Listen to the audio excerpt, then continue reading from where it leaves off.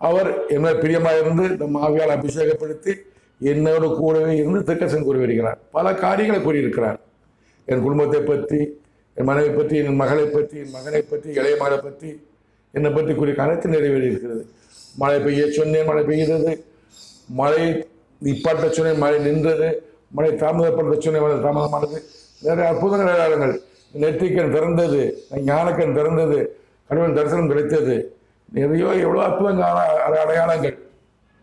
அரசியலை பற்றி முதல் பேச ஆரம்பிக்கும் போது ஜெயலலிதா மரணத்தை பற்றி கூறினார். 14/1/2016 அவர் மரணம் கொடுக்க போகிறேன் என்று கூறினார். அதன்படி 5/12/2016 ஜெயலலிதா மரணம். ஓ பன்னீர்செல்வம் பதவி இருக்கிறார் முதலமைச்சராக.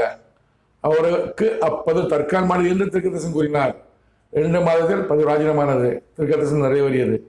சசிகலா நடராஜன் அவர்கள்